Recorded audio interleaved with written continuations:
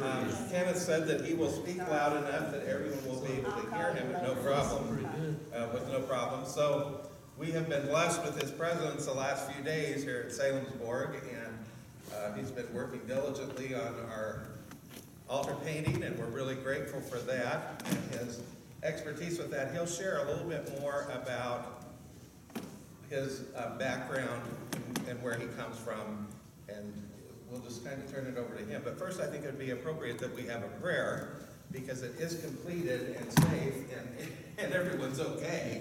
You know, the scaffolding's not down yet. He's really grateful. So thanks to the people that set the scaffolding up and got everything prepared for him to come, and then the safety of his being able to be up there. So let us pray. Gracious and loving God, we come to you this evening. We give you thanks for Kenneth and his talent at restoring and cleaning our altar painting. It is such a big part of who we are here at Salemsborg and has such a rich history. And we are so grateful to be able to have someone come and help us to preserve it and treat it with the dignity and the blessing it certainly deserves to be kept as it's in our care. We give you a special thanks for the safety of the people who set up the scaffolding and got it all ready for him to come, and for his work on that scaffolding, and everyone so far being safe, and we pray that it will be a good coming down of it. So we just give you thanks for this day and for this church and for the people in it and all your many blessings. It is in your name we pray. Amen. Okay, well, it's been a real honor to be here these few days. I love it here. It's my second trip to the Lindsborg area. My first time was in September, just like 9 months ago, and I couldn't wait to come back. So this was really great to be here, except it's a little bit hotter, a little bit anyway. So my next trip here will be in November, so it'll be a little cooler, I hope. And I got a call or email from Nita Kay about this painting, and my first reaction was, why do we need to do anything to it? It looks in great shape. But of course, in my field, you can always find something wrong with a work, and there's always something that can be done. In this case, the painting is in very, very good condition. And that's even more remarkable because I read your book by Tom last night, 3 or 4 stunning pages about the fire in July 29th, 1925. Did I get that right? Yes. And how it was at the last minute cut from its frame and hauled out the door and put onto what's called a hay rack, and then carted off. That's amazing for something like that to go through that kind of trauma. And then we don't know where it was stored, but eventually it was nailed. And I do see some nails along the front of the painting that are nailed along the margins. So I presume that's the way it's held onto this picture. One of the things that I very commonly see with paintings with that history is a lot of buckling, looseness, distortions, and then other problems that follow after that. In this case, the painting has pretty good tension, and it doesn't have any of these structural problems. It's kind of a miracle to me that it has survived as intact as it is. But over the years, dirt collects on everything. There's dirt even in the cleanest of places like where we are now. It comes in from outside, it comes in from soot, candles. Just through time, it gets dark over time. And particularly, I think if you had smoke or soot in this church, it rises to the higher part. So the sky and the upper half of the painting had a lot more soot than the lower half. The lower half had a lot more dust and debris that had fallen from above and collected on the bottom of the picture. The dust and debris towards the bottom of the picture canceled out a lot of the dark shadows and made them look very kind of murky and milky. And so cleaning that really gave the painting a crispness in the articulation of the dark shadows that it needed. Some colors became a little bit more pronounced and brighter, maybe the blues and the red colors, and certainly the flesh tones. But the most stunning differences in cleaning, the grime was to reveal the highlights on the edges of the clouds, all the drapery on Christ and on Elijah and Moses, and revealing a blue but not too blue sky. Okay, it is kind of a traditionally sort of a half day, half nocturnal scene in the Transfiguration, I've noticed from the iconography. So the artist really did paint it that color. I cannot make it brighter blue than you see it there, which is perhaps a little unfortunate that the Mom paintings to the side have a much brighter blue. I understand he used National Geographic photographs to derive the Mount Tabor, is that it? Did I get that right? In the Holy Land, to get the scenes on the left and right sides. And so if I were to have cleaned those, they would become even brighter and would have essentially overwhelmed the center painting. One thing that I've suggested, yes, that we could maybe illuminate the center of the painting and maybe even change the color of the light bulbs to play around with LED lights and things like that to do it. And then you might wonder how to clean a picture like this to remove grime off of a paint surface. I use a mixture, a chemical mixture of triammonium citrate, which is a chelating. Do you know what a chelating agent is? Chelating is like the term for crab. It's a chemical way of locking onto and loosening, detaching by chemical means dirt particles from the surface. Exactly. And so this is a way to facilitate removing it. And it's a sort of a process that I've gone through cleaning, especially the sky area, maybe 6 or 7 times, using sponges and soft rags, and then also bristle brushes to get down into the little pits. If you get up to the surface of a painting, it's very finely pitted like sandpaper because it's a very coarse canvas, and the paint sort of goes in and out of the textures of the textile. So I'm trying to give you a little feel of what it's like to be up there actually doing the cleaning. And then a bird got in here somehow, and he left his mark in a few places. Imagine that. All of them were around the head, the halo, the shoulders of Christ, and some of the clouds to the right, and some of the sky above Christ. That's where all the bird droppings were. And then there were drip marks from, I guess, rainwater or something that came in from above and dripped down the picture and left some markings as well. So all of that was resolved and cleaned, and there was a little bit of retouching I had to do to get rid of some indelible stains that got into the paint that were not reversible. But for the most part, I could remove almost everything. And it was fun being up there. Not too fun, because at one point I was on a plastic stool on the highest board, and then there was nothing to really hold on to, so I just closed my eyes and balanced myself, and then reached up and got it done, and then came back down again. So thank you for the blessing, because I stayed safe. I didn't fall. Not this time. Do you have any questions about the cleaning? It's good to go for now, for the next 100 years. Is that what's the biggest painting you worked on? Is this one of the largest ones you've been up on? You know, the biggest painting I think I worked on was for Kearney, Nebraska. They had an opera house curtain. Are you familiar with the kinds of curtains that are painted on water-soluble tempera, and all they show are advertisements of local businesses around 1910? Are you familiar? And then there's usually a beautiful scene in the center of like a fantastical mountain scene. That picture was about the size of a small basketball court. Ooh. And it had to be cleaned very lightly with special vacuum techniques, and brushed, and then I went in and retouched. The nice thing about that project, which I did about 2 years ago, was I didn't have to do very much at all.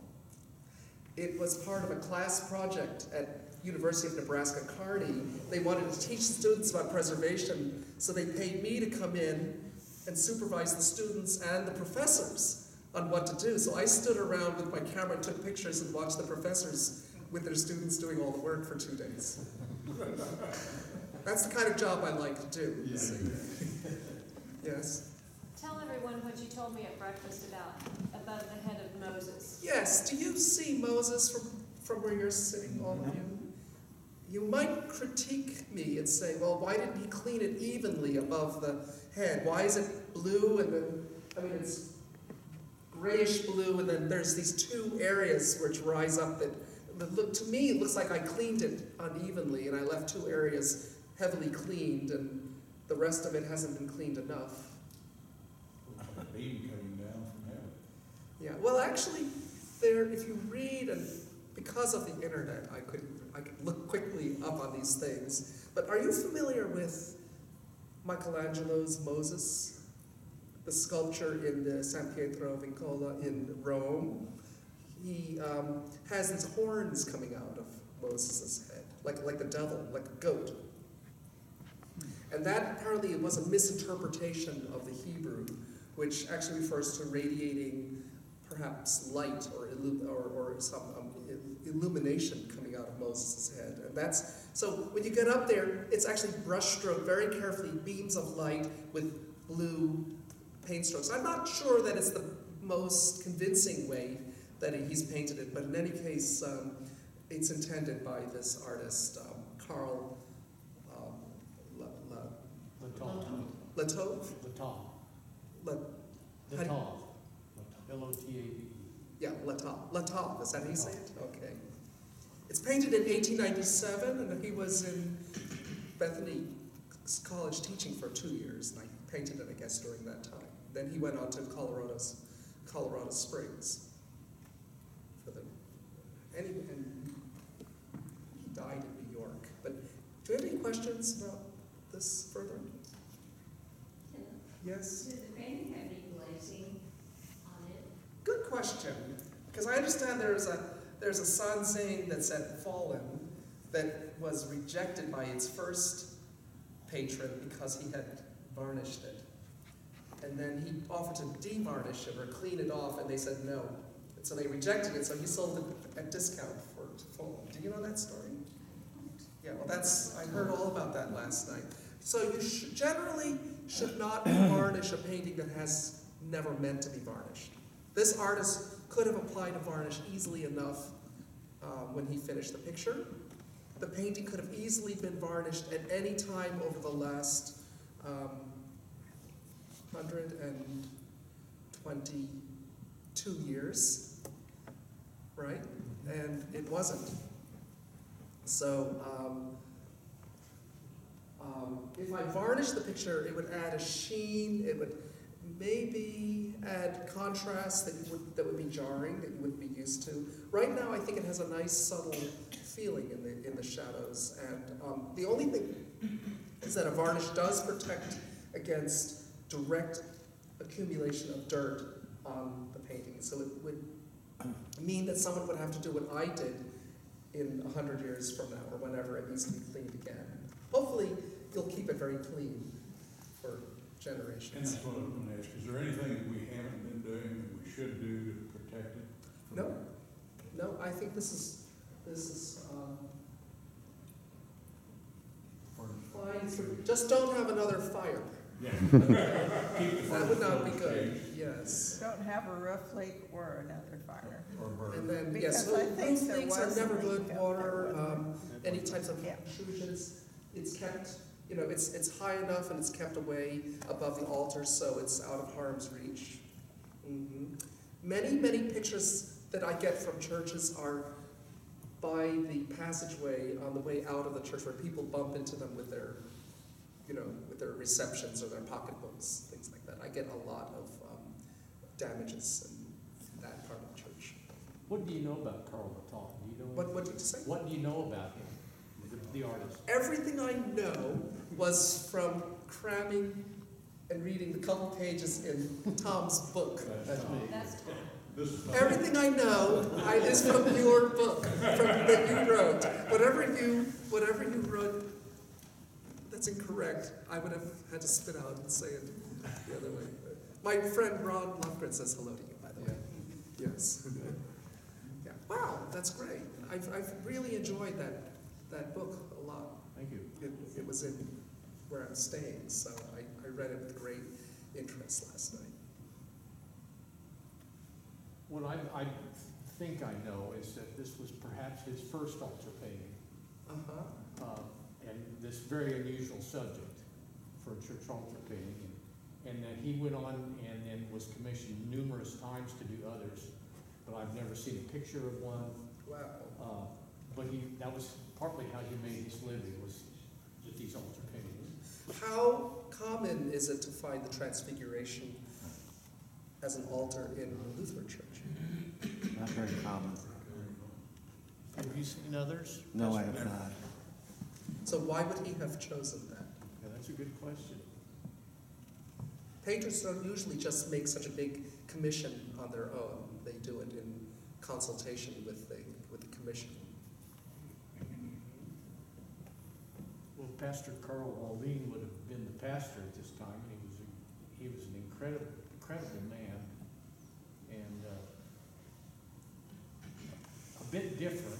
He in terms of being an Augustana Lutheran pastor, leaned more toward the hyper-evangelical side that we would call covenants today than the middle-of-the-road Augustana pastor. And it's not surprising that he would have helped choose this subject rather than the more common praying in the Garden of Gethsemane, or something, which is a very common, right, Pastor? Yeah. And Jesus knocking at the door, or opening the door. The Good Shepherd, yeah. If I may just mention, I come from Omaha, where we have the Ford Conservation Center, and it's a regional treatment center for works of art, paintings, works on paper, and objects. And we treat works of art that come from all over. They come from Nebraska and all the neighboring states, and even beyond that. And we work for museums, individuals, organizations like yours. Really, there's no limit. Do you do photographs? Do you do any photographic research? Yes, we have a conservator for photography as well. We had a And she also fire. works on books and archives. We had a fire, and I have some photographs from 1887 that were damaged, smoke. Smoke damaged, okay. So, you contact me and I'll get you in touch with my colleagues. So there are 3 laboratories. Great. I've And been most of the looking- work we do on-site. The work can be sent to us or brought to us. We have an exam fee, and then we charge accordingly by the job. Everything is done with an estimate made and a contract beforehand. We don't just go and do something without you knowing about it. But anyway, I just want to spread the word, and I'm working with the Sanzane Gallery as well, and Wichita Art Museum has works in my lab right now, as well as the Beach Museum up in KSU. And further into Kansas City, the Kemper Museum, Contemporary Art, and the Nerman places. So lots of places that do not have their own. A museum the size of the Nelson Atkins has its own department. They do not need us, but they refer work to us. And so we're called the Gerald Ford Conservation. Would you know why? He was born. Because he was actually born on the site where we have our building. But he was born as Leslie King, and then when his mom divorced and moved on to Michigan, she remarried Gerald Ford, who christened his stepson after himself, and he became Gerald Ford Jr. Anyway, that's another story, but I just want to let you know that that's where, I'm from New York originally, but I work in the Omaha Ford Center. Yes? Did you actually paint some up there over places that needed it? Or? Yeah, so I did not have, there's actually on this entire picture 3 tiny little spots smaller than the tip of my pinky that just needed a little retouching, a little extra pigment to get in. But true, I have to do a lot of retouching to put together a picture that has been broken apart by losses. Every job I do is different than the previous one.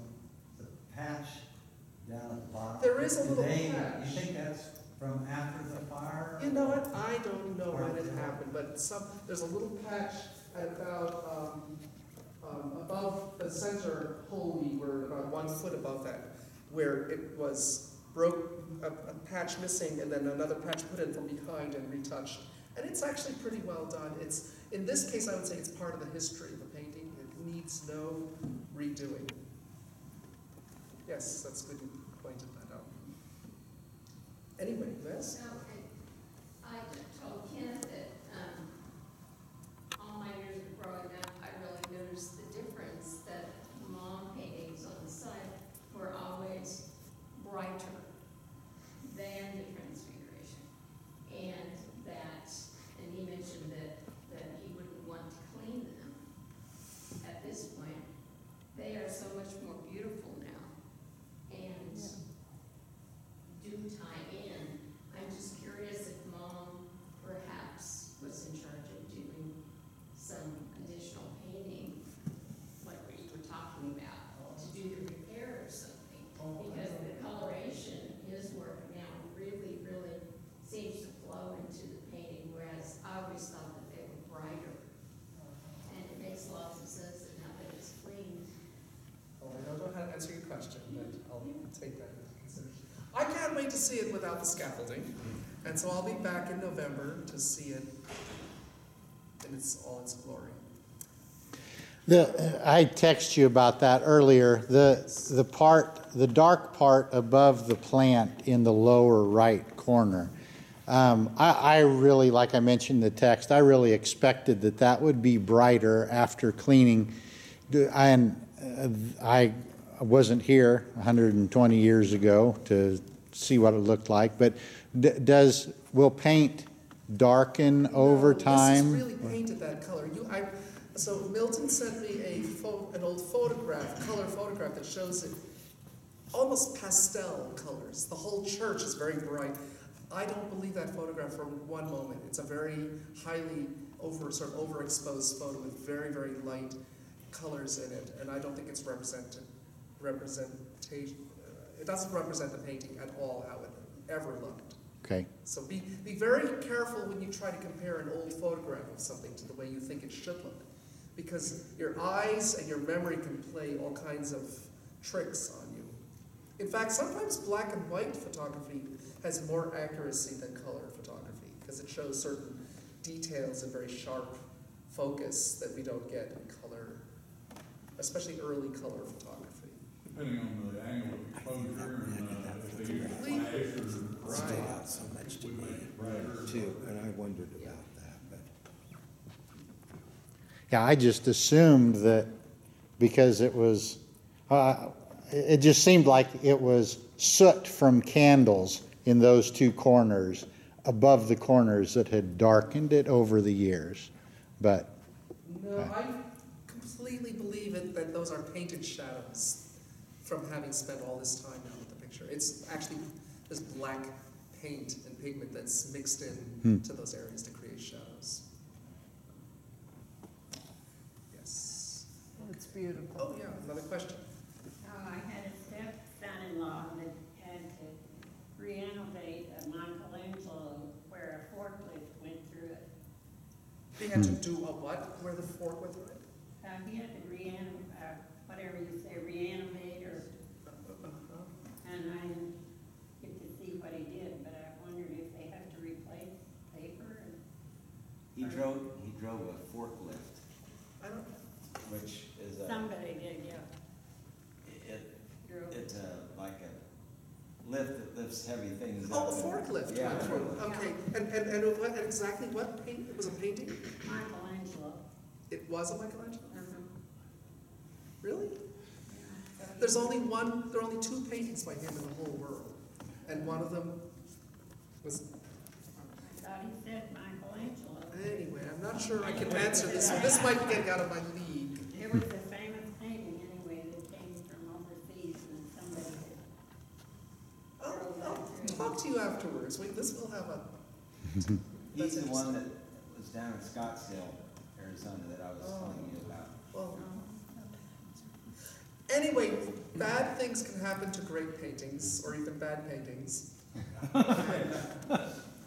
I know one story about an 18th century English tureen, silver, like a ornate soup container that was on loan to a great museum in New York, and they left it in a container on the tarmac at JFK, and they lost track of it, and it got run over by a 747.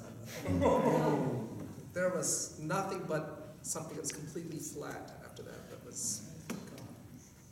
But I can tell you many, many more stories. We could be here all night and tell you all kinds of stories, and you would love every one of them. But do you want to hear something else that I do?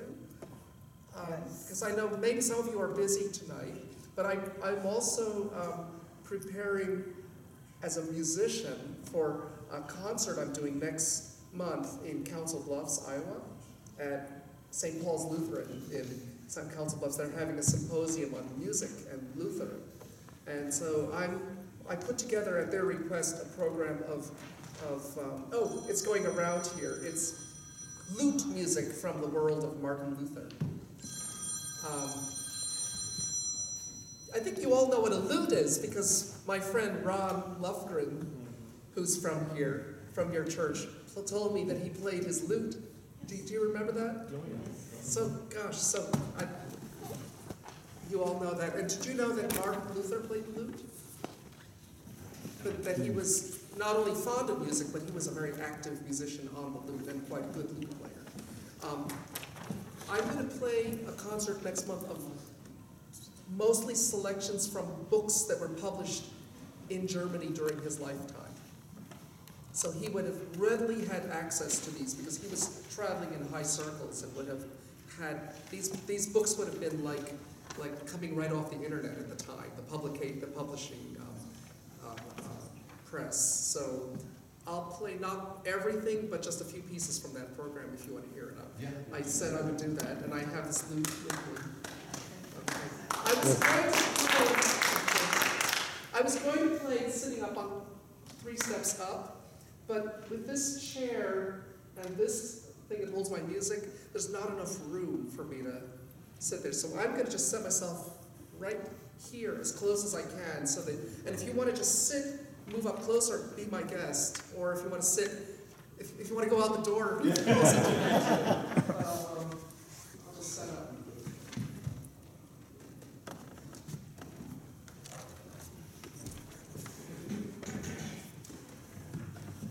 I got this chair not because it is a wonderful chair, but it's also the only one that's low enough for me to sit on as well.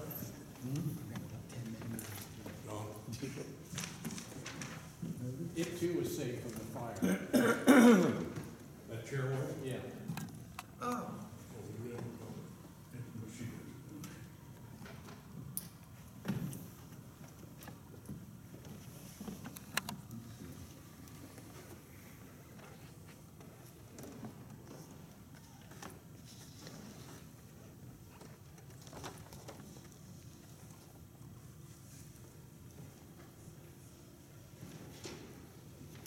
So this lute is a copy of an instrument that would have been around during the time of Luther.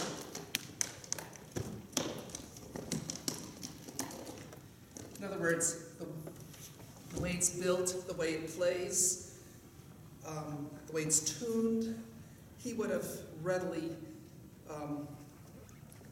recognized all the features of this instrument. It's a replica made in 2003 in Vancouver by a Canadian master maker. And the way it's played, it has gut strings, and the fingers are plucked without nails, and it's plucked at an angle like this. Not like this, like a guitar, but at a parallel angle. And the thumb plays a lot of the notes.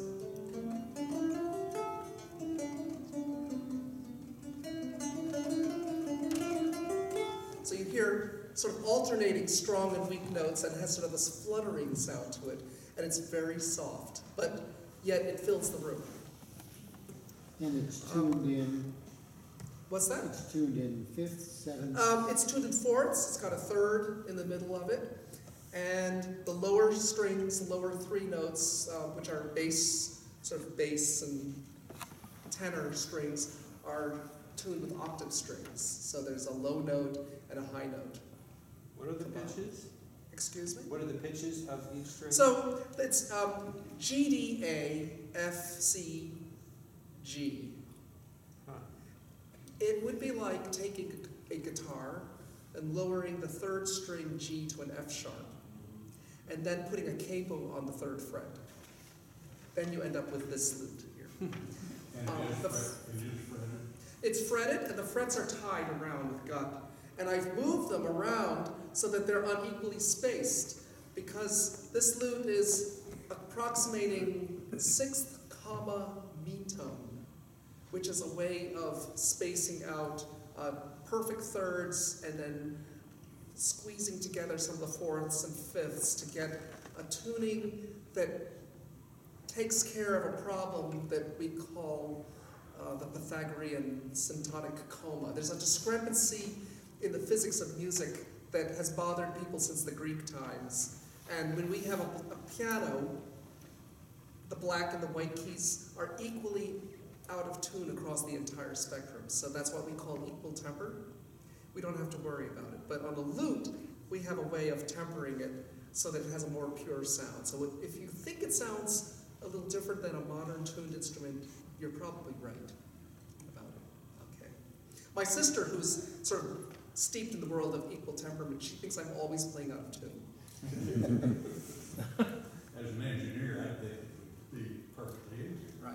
But never is. Incidentally, one of the people who theorized and had issues with unequal tuning or wrestling with the problem of equal temperament was Galileo and his father Vincenzo. And as a young scientist, he was experimenting with musical intervals, and they were trying to understand these principles. And he applied his musical experimentation later on to his study of gravity.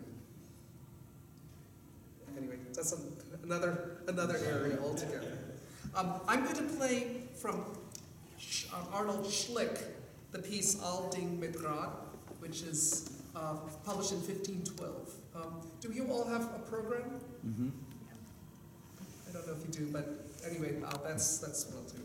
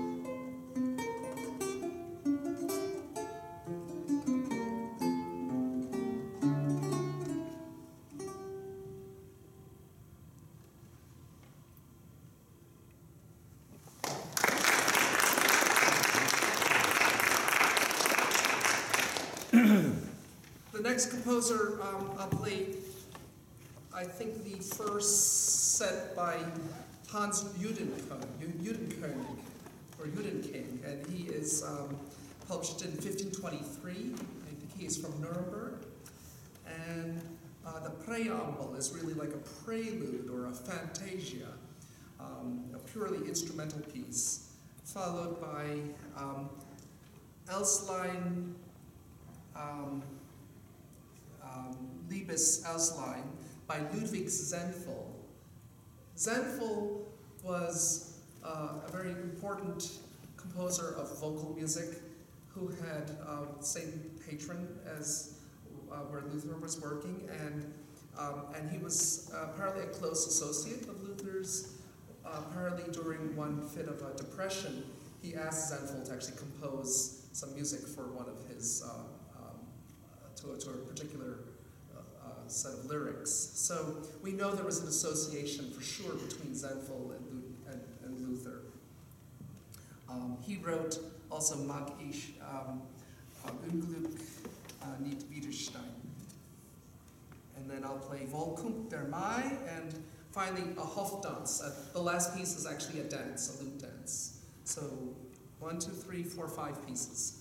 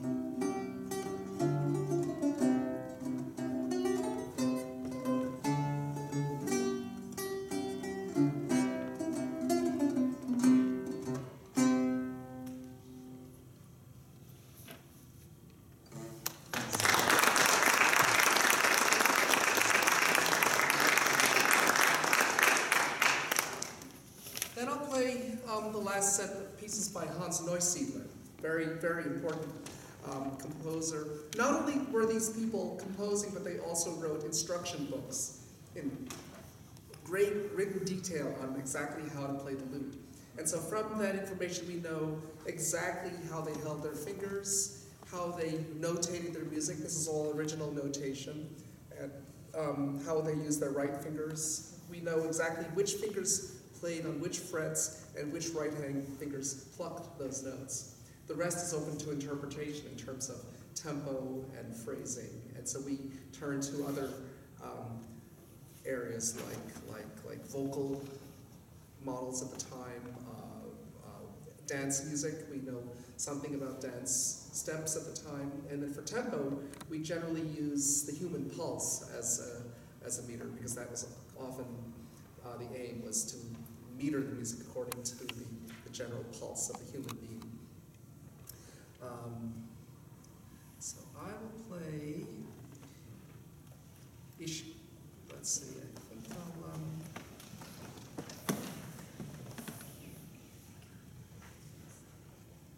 here we go.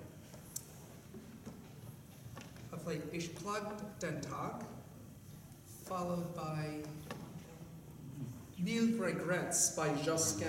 Do you see the word Josquin on your program? Very important composer, Josquin des Prez. And we know that Luther had a lot of admiration for the music of Josquin des Prez. He was one of the great geniuses in all musical history. And so I'll play Mille Regrets, and then I'll play,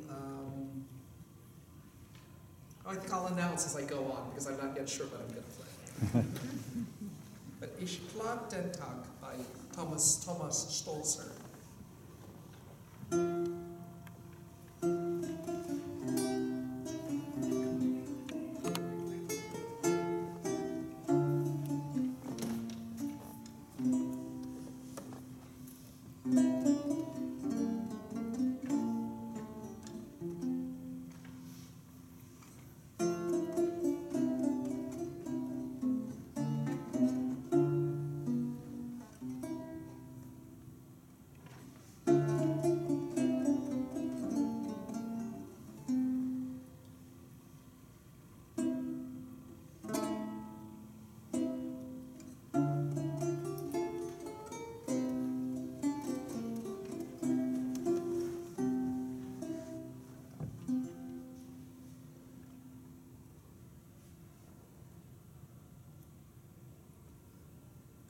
The next piece is Tondernacken. You see the piece Tondernacken, which is one of the top hits of the early 16th century.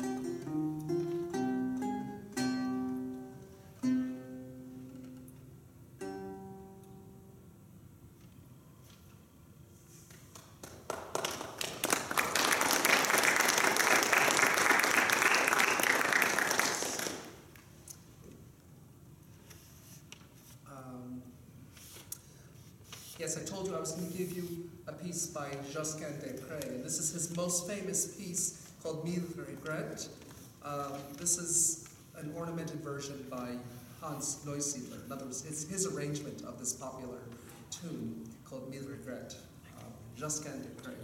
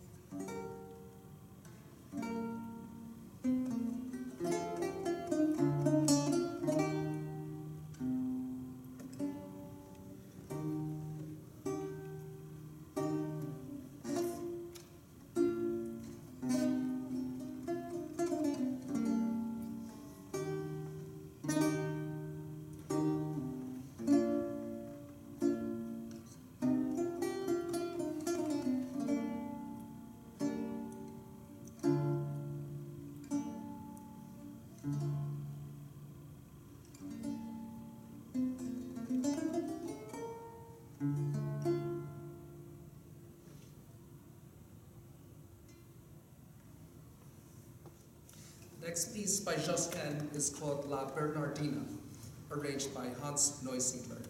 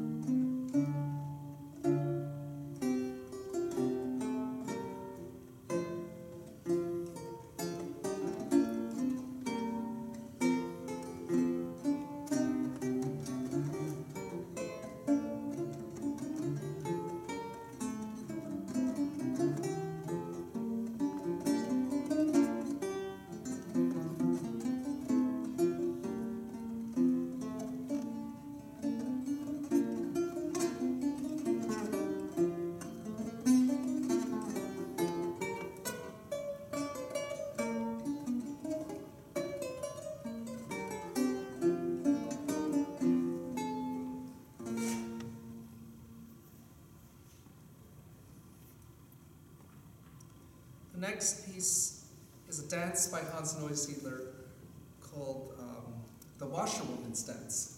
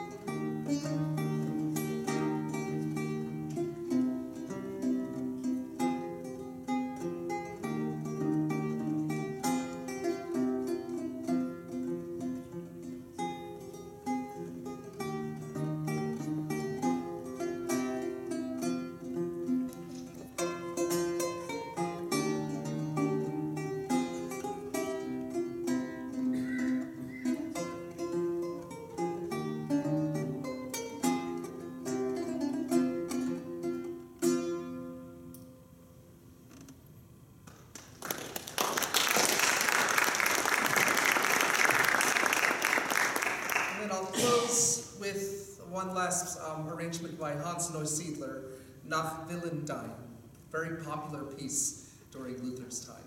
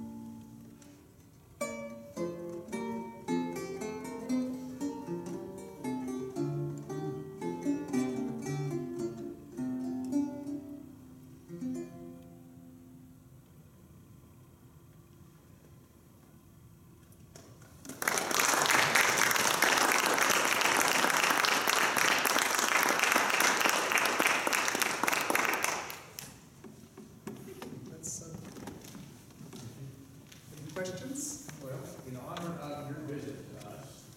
Oh, so I won't forget that you wrote this. No, and from all of us together, we would like to present you with a copy. I'll read it cover to cover, especially the fire chapter. Thank you for what you've done for us. There's a lot more where this music came from, and it's believed that there are about between 50 to 60,000 individual solo lute pieces that survive through all of Europe from the 16th, 17th, and 18th century. So maybe when I come back to Lindsborg or Salemsborg, I can play more of this music. I have 13 other lutes, so there's a lot more to go. Thank you all for very much. coming. Appreciate it. Thank you.